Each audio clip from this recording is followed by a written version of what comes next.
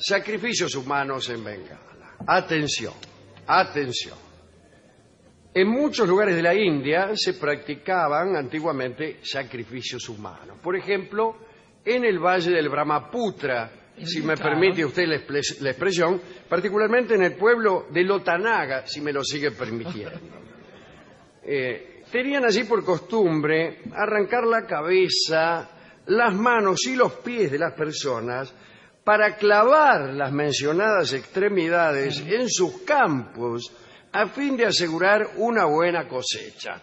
¿Y qué si no funcionaba? Tenían unos criterios, los Lotanaga, acerca de la agricultura, por lo menos peligrosos. Bueno, peligrosos para las tribus vecinas.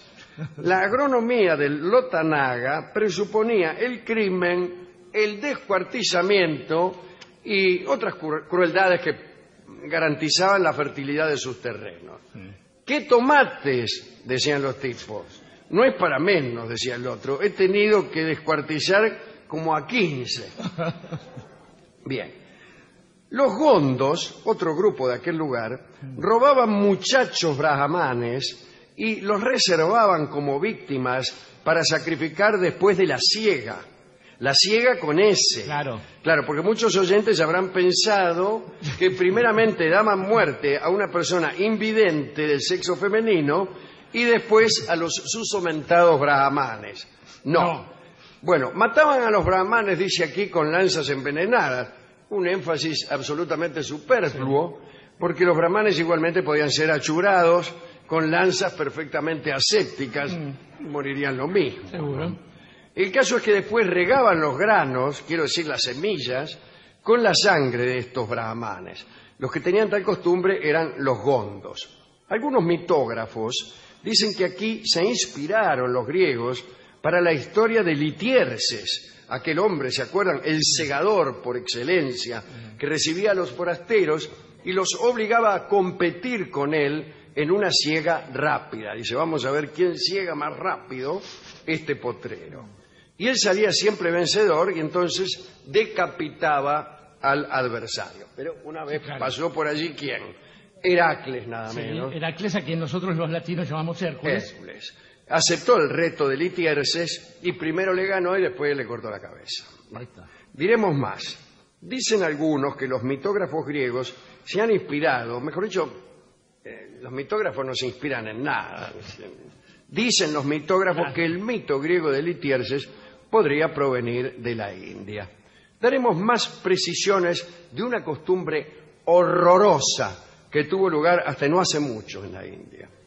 Más precisamente en la región de Bengala. Incluso esto sucedió hasta los primeros tiempos de la ocupación inglesa. Parece que los habitantes de la región ofrecían sacrificios humanos a la diosa tierra Taripenu y creían que de este modo se aseguraban cosechas estupendas. También pensaban asegurarse la inmunidad para toda clase de enfermedades y accidentes. La víctima, llamada Meria, se le llamaba así, ¿no? Que se llamaba así. Solo era aceptable para la diosa si había nacido destinada a serlo. Es decir, había que nacer víctima. No se hace la víctima, se nace. Nacías para víctima. Claro. Si era hijo de un padre víctima, si provenía de una estirpe de víctimas, bueno, eras víctima. Sí, quiere decir que había familias de personas destinadas a ser sacrificadas. Familias y personas cuyos antepasados ya habían sido ofrecidos a la diosa. Así como en algunos países existen linajes de verdugos, existía en Bengala una dinastía de seres destinados al sacrificio. Las víctimas, desde luego, no eran asesinadas enseguida, sino que las dejaban vivir muchos años, de modo tal que tuvieran hijos y garantizaran de este modo la sucesión en los horrores del La cosecha de víctimas nunca se acaba. Nunca se acaba. El caso es que al llegar la madurez, un joven Meria, así se llamaba esta estirpe, recibía una esposa que usualmente también iba a ser sacrificada, ¿no? Y con ella también recibían una parcela de tierras y ganado. Es decir, era gente que estaba bastante bien, poseía medios. Sí, este tipo de familias de futuros sacrificados eran varias, había bastantes de estas familias. Y también había que asegurarse que tuviera mucha progenie para que pudiera, como se ha dicho, seguir la sucesión y hubiera víctimas suficientes para las siguientes cosechas. Ya que, imagínense, se pierde una cosecha por falta de víctimas. La picardía. Las víctimas eran consideradas seres sagrados, como tantas veces sucede. Antes del espanto, se las trataba con extremo afecto, mezclado con respeto, como solía ocurrir también entre los aztecas. Claro. Bueno, eran gente bien recibida en todas partes. El sacrificio se verificaba del siguiente modo. 10 o 12 días antes del sacrificio, la víctima era consagrada mediante un corte de pelo. Ajá. Pelo que hasta ese momento jamás debía tocarse.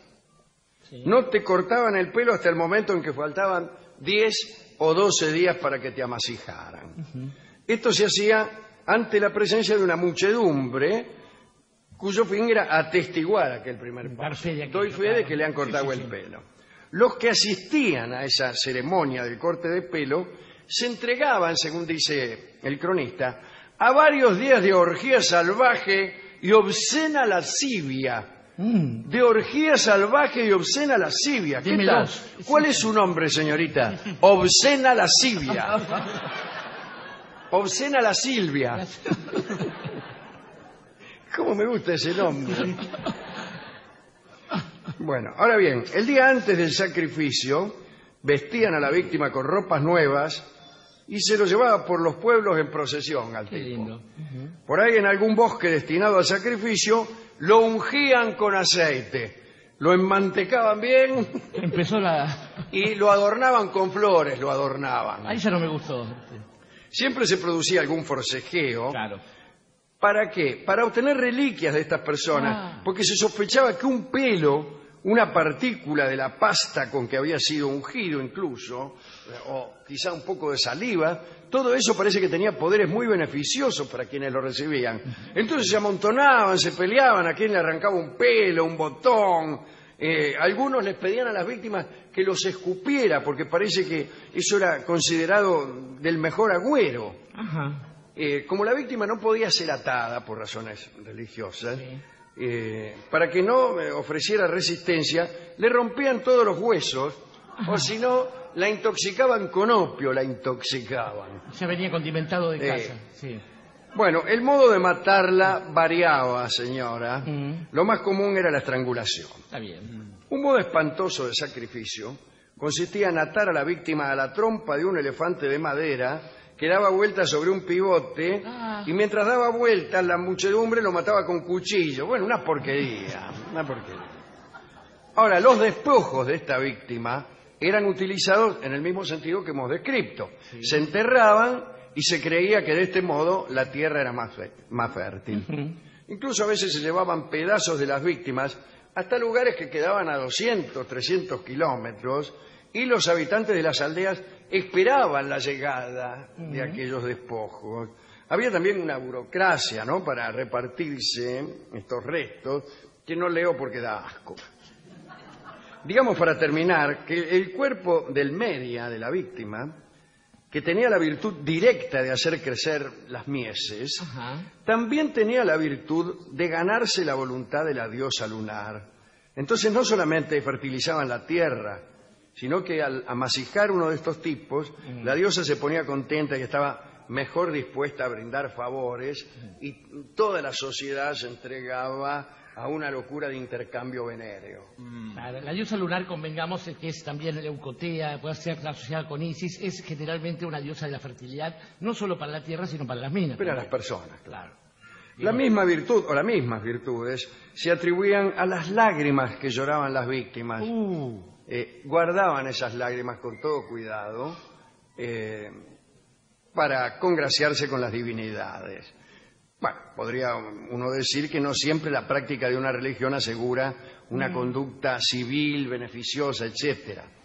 Bueno, a veces no es así, se hace lo que hemos dicho, cortan en pedacitos a la gente para que la tierra prospere. Otras veces no, cortan en pedacitos a los que no profesan esa creencia, es decir, a los que no creen que cortando en pedacitos a un señor se gana fertilidad. Entonces, por no participar de su opinión, también se les corta en pedacitos, sin siquiera el atenuante de buscar tierras fértiles, sino simplemente por diferencias de opinión. Que a mí me parece un crimen todavía mucho peor. Si ya es malo matar a un tipo para que crezca el pasto, mucho peor es matarlo por no coincidir con nuestra idea sobre el asunto. Bien. Así que, como se ve, hay muchas puertas que conducen a la locura y al crimen, aunque todas tienen una cerradura cuya marca es la estupidez. ¿A quién quiere dedicar esta espantosa historia de los lotanagas, de los gondos y de las personas sacrificadas para que prospere la batata? Estaba pensando, Alejandro, que desde aquellos tiempos en que Ceres, la diosa, era depositaria de este tipo de ofrendas, y por todo, no solamente Occidente, sino muchas regiones de Oriente, hay determinado tipo de sacrificios que siempre asocian una especie de sacrificio simbólico, puesto que no se mata a miles de personas, sino a uno que es elegido como ofrenda, y a ese uno, como usted bien decía, se lo respeta, desde el Brahmaputra. Tanto es así que a veces era el mismísimo rey. En las sociedades matriarcales, al que se mataba era el rey.